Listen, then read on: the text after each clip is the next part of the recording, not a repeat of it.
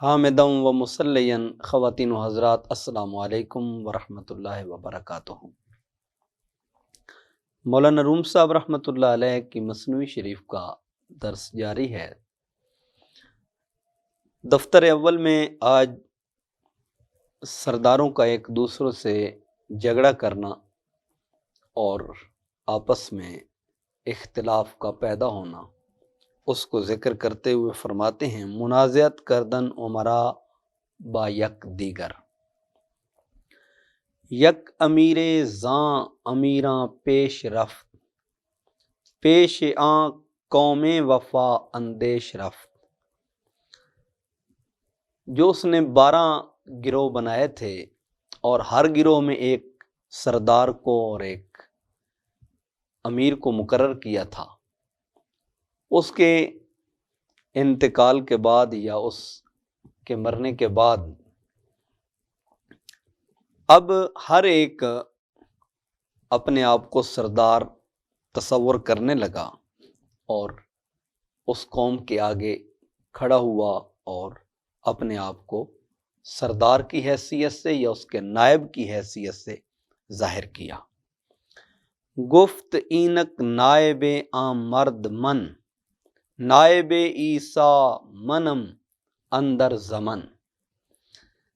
بولا کہ اب اس مرد کا قائم مقام میں ہوں اور عیسیٰ علیہ السلام کے زمانے میں اب اس کا نائب میں ہوں۔ اینکے تو مار برہان منست، کئی نیابت بعد ازو آنے منست۔ یہ جو دستاویز ہے اور یہ جو فائل ہے، یہ میری سرداری اور میرے نائب ہونے کی میرے پاس دلیل اور میرے پاس برہان ہے، اور یہ قائم مقامی اس دعویٰ کی جو اس کے جانے کے بعد میں اس کا مالک اور میں اس کا وارث ٹھہرا ہوں۔ امیر دیگر آمد از کمی، دعوی او در خلافت بدھ ہمی۔ دوسرا سردار اپنی جگہ سے اٹھا اور سامنے آیا اور اس نے بھی اپنا قائم مقام ہونے کا یہی دعویٰ کیا جو پہلے سردار نے کیا تھا، یہاں تک کہ ہر ایک اٹھتا آیا اور اپنی سرداری اور اپنی نیابت کا اس قوم کے سامنے دعویٰ کرنے لگا۔ امیران دیگر یک یک قطار، برکشیدہ تیغ ہائے آبدار۔ یہاں تک کہ سردار ایک کے بعد دوسرا اور دوسرے کے بعد تیسرا، انہوں نے پوری ایک قطار اور پوری ایک لائن بنا لی اور ایک دوسرے کے اوپر انہوں نے تلواریں سونت لیں۔ ہر ایک دعویٰ کر رہا تھا کہ میں سردار ہوں اور یہ میری رعایا ہیں اور میں اس کا نائب اور اس کی نیابت کا حقدار ہوں۔ ہر یکے رات تیغ و تو مارے بدست، درہم افتادن چو پیلان مست۔ ہر ایک ہاتھ میں تلوار بھی اٹھائے ہوئے تھا اور دفتر بھی اٹھائے ہوئے تھا۔ ایک ہاتھ میں تلوار تھی اور ایک ہاتھ میں وہ دستاویز اور وہ جو اس نے اس کو نیابت کا اور اپنی خلافت کا مجدہ دیا تھا وہ لے کے آیا، اور یہ سب مست ہاتھیوں کی طرح گتھم گتھا ہو گئے اور ایک دوسرے سے لڑنے لگے۔ ہر امیر داشت خیل بے کراں، تیغ ہارا برکشیدن از میاں۔ ہر ایک کے پاس انگنت لشکر بھی تھا، تلواریں بھی تھیں اور جنگ و جدال کا پورا سامان تھا، اور انہوں نے تلواریں میان سے نکال لیں اور ایک دوسرے سے لڑنے لگے۔ صد ہزاراں مرد ترسا کشت شد، تاز سر ہائے بریدہ پشت شد۔ لاکھوں عیسائی اسی کیفیت میں قتل ہو چکے اور وہ ایک دوسرے کی گردن کو اڑاتے جاتے تھے، یہاں تک کہ ان کے سروں کا ایک پورا ڈھیر بن گیا اور ایک پورا پہاڑ بن گیا. اتنا انہوں نے ایک دوسرے کے ساتھ قتال کرتے ہوئے ایک دوسرے کو مارا اور ایک دوسرے کی گردنوں کو اڑایا. اب یہاں رومی فرماتے ہیں خون رواں شد ہم چو سیل از چپ و راست کوہ کو اندر ہوا زیں گرد خاص. دائیں بائیں جس طرف بھی دیکھتے تو خون کا سیلاب نظر آتا. اتنا قتل عام کیا انہوں نے. ہم ہی قتل ہو رہے تھے, ہم ہی قتل کر رہے تھے. مارنے والے بھی خود تھے اور مرنے والے بھی خود تھے. سب کے سب عیسائی تھے, لیکن یہودی اس سے فائدہ اٹھا رہا تھا. پہاڑ در پہاڑ ہوا میں خون ایسے اڑ رہا تھا جیسے غبار اڑتا ہے, اور ایک دوسرے کی گردنیں کاٹ رہے تھے.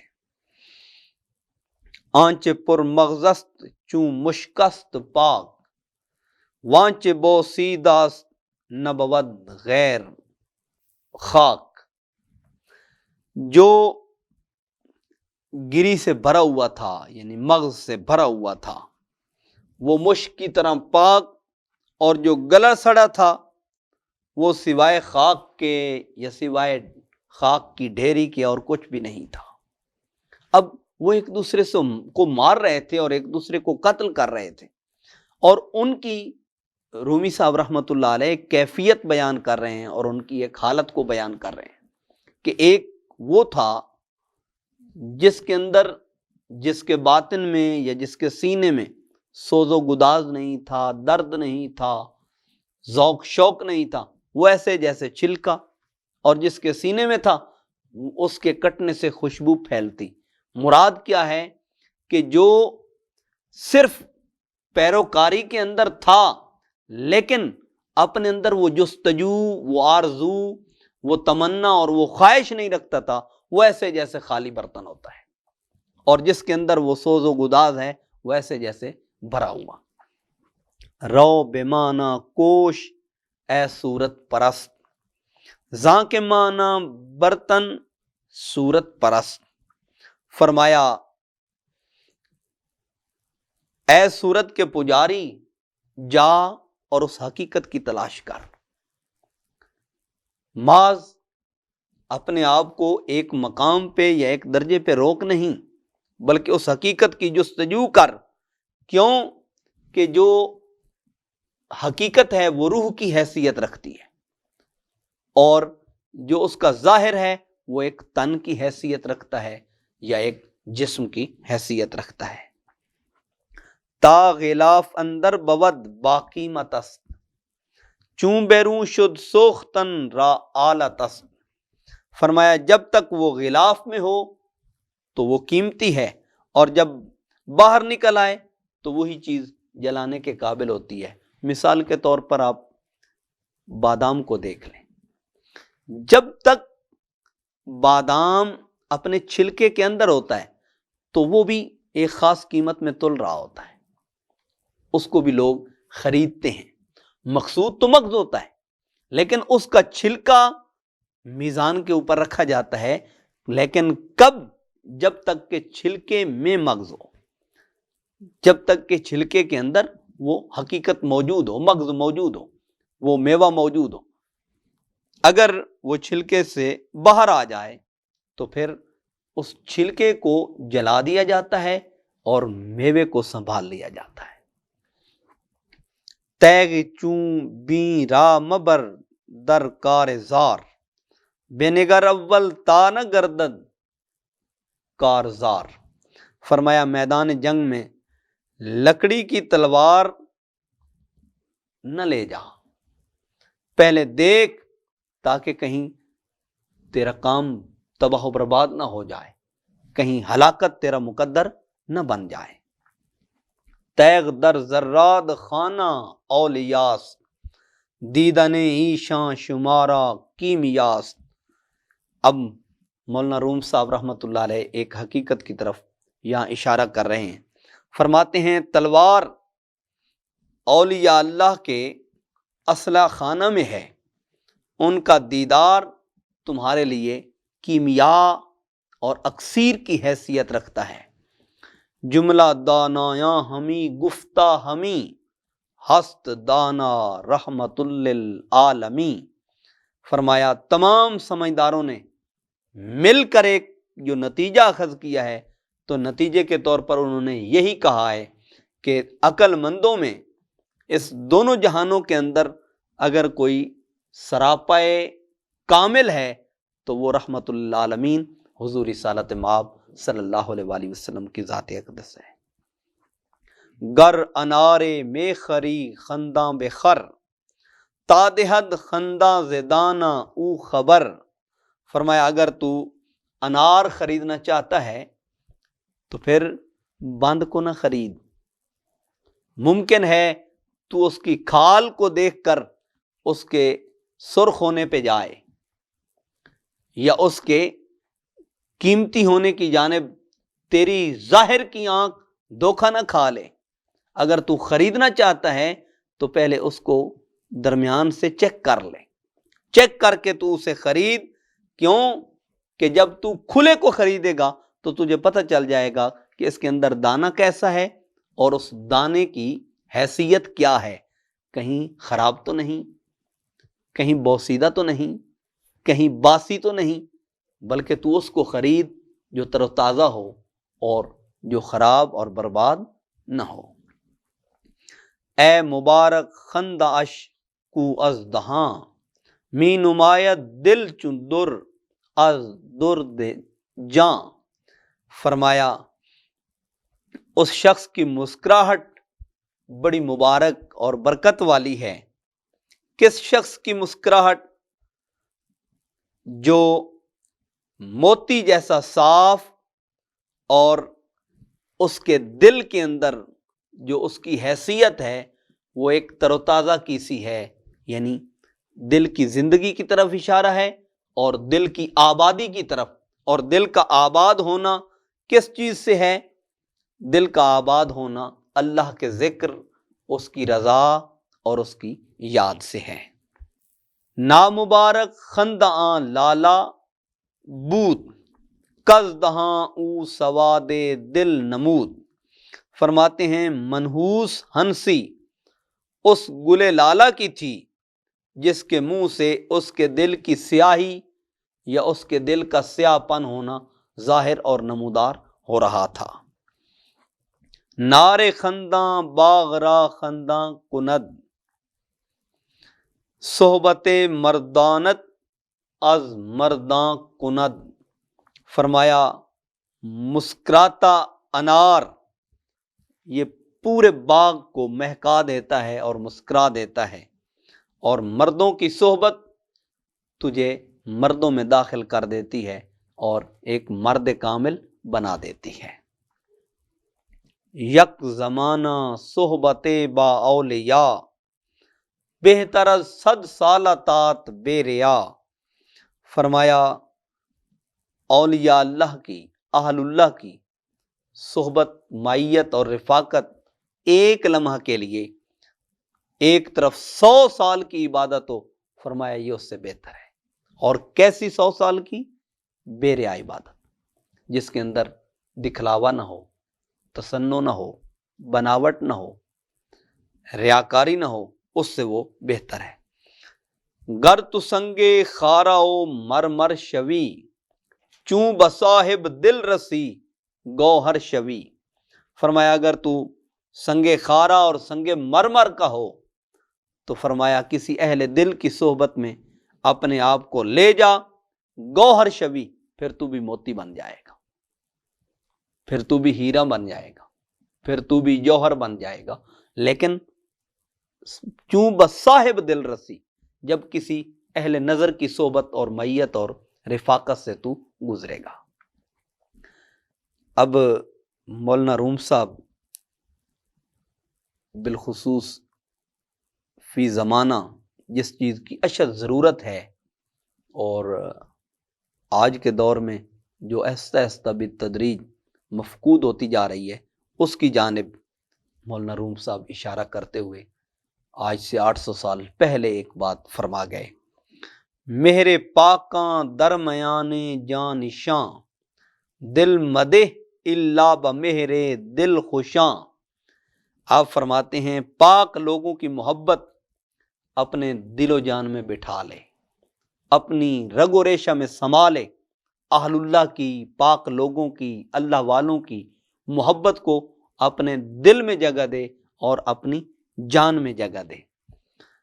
اور دل مدح، ہر کسی کو دل نہ دے، یہ دل ہر کسی کو دینے کے لائق نہیں، بلکہ یہ خاص چیز ہے اور خاص لوگوں کے لیے۔ فرمایا اللہ بمہرے دل خوشاں، دل ان لوگوں کو دے جو اہل محبت ہیں، جن کے دل میں مالک و مولا کی محبت ہو، دل ان کو دے تو وہ تیرا دل اس کی محبت کے اندر اور اس کی الفت کے اندر ایسا گم کر دیں گے کہ تیرا دل بھی اپنے مالک و مولا کی محبت کا مرکز اور محور بنا دیا جائے گا۔ کوئے نومیدی مرو کا امید ہاست، سوئے تاریکی مرو خورشید ہاست۔ فرمایا ایسے کوچے میں قدم نہ رکھ اور ایسے نگر میں نہ جا، ایسی گلی میں نہ جا جہاں مایوسی ہو، جہاں یاس ہو، قنوطیت ہو۔ ایسی گلی اور ایسے کوچے میں قدم نہ دھر۔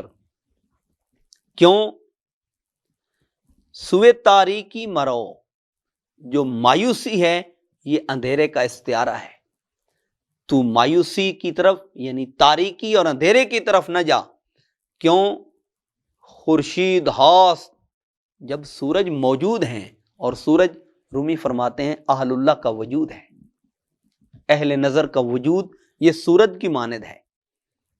اور جو نفرت کرنے والے ہیں، اہل اللہ کی محبت کو سینے میں بٹھانے والے نہیں، فرمایا وہ مایوسی کی گلی ہے اور تاریکی کا گھر ہے، ان کے پاس نہ جا، اہل اللہ کے پاس جا، تاکہ وہ تیرے دل میں اللہ کی محبت کا بیج کاشت کر دیں اور تیرے دل سے مایوسی اور ناامیدی نکل جائے، اور تیرا تعلق، تیرا رشتہ ناتا اپنے مالک سے اس قدر مضبوط ہو کہ امید تیرا نظریہ بن جائے، تیرا شعار بن جائے۔ اور اس لیے اللہ رب العزت نے فرمایا لا تقنطوا من رحمت اللہ، کہ میرے بندے کسی صورت میں بھی میری رحمت سے مایوس نہ ہو۔ یہ بات ذہن میں رہے کہ آدمی ہر طرح کی حماقت کر لے، لیکن ایک اسے حماقت نہیں کرنی چاہیے، اور وہ ہے اللہ تعالیٰ کی رحمت سے نا امید ہونا۔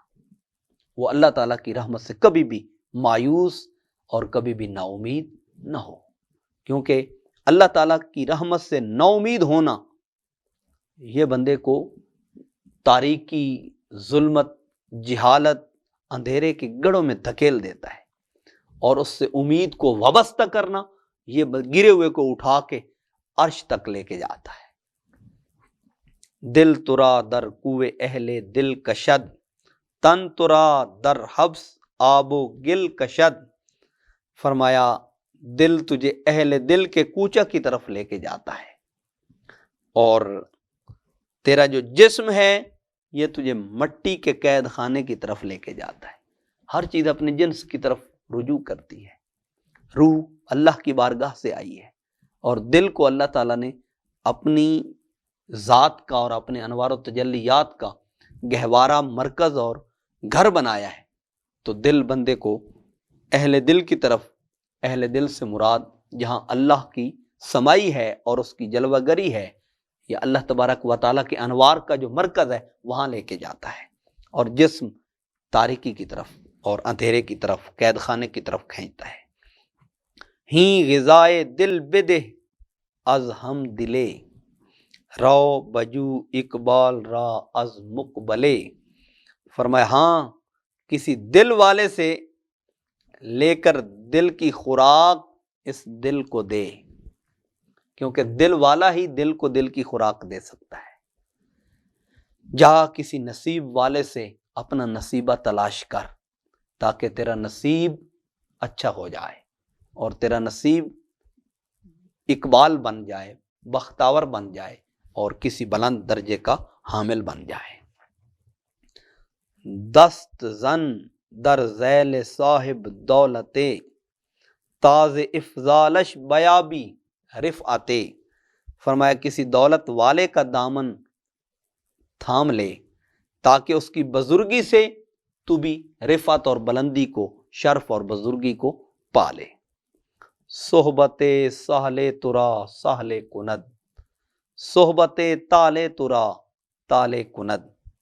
رومی فرماتے ہیں تجھے ایک کسوٹی دے دوں کامیابی کی، اور تجھے آگاہ کر دوں اور متنبع کر دوں ناکامی کے راستے سے۔ رومی کیا ہے؟ فرمایا نیکوں کی صحبت بندے کو نیک بنا دیتی ہے، اور بروں کی صحبت بندے کو برا بنا دیتی ہے۔ کسی نیک کی صحبت میں ہمیشہ بیٹھنے والا ہو۔ وَكُونُوا مَعَ الصَّادِقِينَ، صادقین کی صحبت میں بیٹھ تو بھی صادق بن جائے گا۔ صالحین کی صحبت میں بیٹھ تو بھی صالح بن جائے گا۔ اولیاء اللہ کی صحبت میں بیٹھ، ان کی معیت کے صدقے تجھے بھی اللہ اپنا محبوب بنا لے گا۔ لا تقعد بعد الذکر مع القوم الظالمین، ظالموں کی مجلس میں نہ بیٹھ، فاسقوں کی مجلس میں نہ بیٹھ، فاجروں کی مجلس میں نہ بیٹھ، ان کی معیت اور ان کی رفاقت کو کسی صورت میں اختیار نہ کر، کیونکہ صحبت تالے ترا تالے کند، جو بروں کی صحبت ہے تجھے برا بنا دے گی۔ اگر اچھا بننا چاہتا ہے تو اچھوں کے ساتھ بیٹھ، اور یہی اللہ کا بندے سے تقاضا ہے، یہی آقا علیہ الصلوۃ والسلام کا اپنی امت سے تقاضا ہے کہ حضور کی امت بے راہ روی کا شکار نہ ہو، کسی ایسے ظالم کی صحبت اور مجلس میں بیٹھ کے ظالم نہ بنے، بلکہ اہل اللہ کی مجلس میں بیٹھ کے اللہ والا بنے۔ وما توفیقی الا باللہ۔